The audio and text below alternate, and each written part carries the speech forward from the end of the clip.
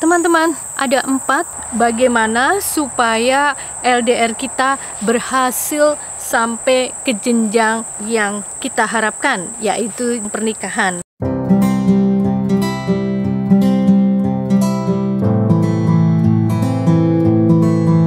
Saya tahu, termasuk saya, nggak ada yang terlalu suka dengan LDR atau hubungan jarak jauh, long distance relationship. Ya, tapi kalau misalnya kalian pada posisi LDR, apa boleh buat kan? Maksudnya seperti saya sendiri. Karena apa, teman-teman? Ya karena waktu itu saya mengenal calon suami saya melalui media sosial kan. Nah, apa boleh buat kan, kita belum ketemu. Orangnya ada di mana, kita ada di tanah air. Ya itulah, apa boleh buat juga. Akhirnya LDR dulu kan sebelum kita ketemu. Sampai dengan bertemu, kemudian LDR lagi, sampai dengan menikah, dan seterusnya. Oke. Nomor 1 adalah komunikasi kita jadikan prioritas utama. Karena satu-satunya jalan untuk tetap hubungan kita kuat, hubungan kita bagus, kita harus ada komunikasi kan.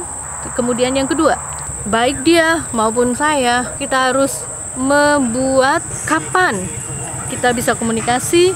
Kita harus membuat juga rencana di mana dan bagaimana, memakai cara apa untuk melakukan komunikasi. Dan sama-sama harus sepakat bahwa komunikasi adalah kita prioritaskan. Yang ketiga, spontanitas atau be spontaneous, artinya begini. Meskipun dalam posisi LDR atau hubungan jarak jauh, bukan berarti kita nggak bisa melakukan spontanitas. Maksudnya spontanitas di sini ya nggak perlu kaku-kaku amat. Cuman waktu itu aja yang sudah kita sepakati, kita bisa mendedikasikan waktu kita untuk berkomunikasi ya. Tetapi spontanitas di sini misalnya tiba-tiba kita kasih kejutan gitu ya, pagi-pagi kita kirimkan foto-foto, atau pagi-pagi kamu mengucapkan halo, selamat pagi, gitu, sedang apa, ya sekedar menyapa, atau tiba-tiba kita dapat kiriman bunga gitu, itu maksudnya ya, jadi nggak kaku hubungannya. Nomor 4, mempunyai rencana yang jelas, have a plan. Tentu saja, kita kan punya tujuan, kita punya harapan, dan ini harus dibicarakan di awal waktu kita memulai LDR ini. Jadi kita sudah sepakat punya rencana yang jelas. Maksudnya nggak ada dong suatu hubungan udah gimana nanti, nggak. Kita harus punya rencana yang jelas. Nanti setelah si calon kita selesai dengan tugas belajarnya, atau misalnya saya udah selesai kuliahnya, kita akan menikah. Atau apalagi ya, kalau saya udah selesai promosi pekerjaan ini udah selesai, kita akan menikah 1 tahun lagi ke depan, 5 bulan ke depan, atau bagaimana. Jadi kita harus punya rencana. Jadi Anda harus bikin rencana dong dengan calonnya. Jangan mengalir aja udahlah gimana nanti, itu tadi yang saya bilang. Enggak, harus tentukan rencana.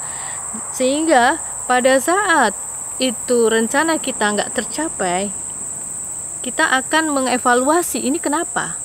Apakah hubungan bisa dilanjutkan, atau karena dia itu sebetulnya serius, tapi karena sesuatu hal dia tidak bisa memenuhi harapan atau rencana yang sudah kita sepakati, atau karena dia itu nggak serius dengan kita. Dari situ kan akan kelihatan. Jadi kamu bisa evaluasi sendiri, ini yang mau diterusin apa enggak gitu kan. Tentukan batas-batasnya. Batas-batas di sini karena semakin kita dekat dengan dia, kita mengetahui dong dia punya kemampuan sampai di mana, kemudian harapan-harapan dia, kemudian apakah kita tuh sama sebetulnya tujuan kita dengan dia.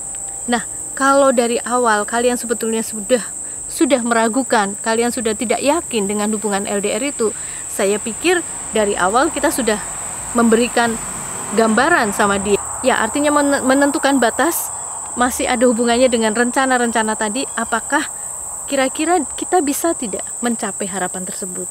Karena hubungan jarak jauh atau LDR ini tidak gampang, tidak semua orang bisa menjalani. Maksudnya begini, satu hal yang paling penting adalah dalam hubungan jarak jauh adalah kesabaran. kesabaran diperlukan banget.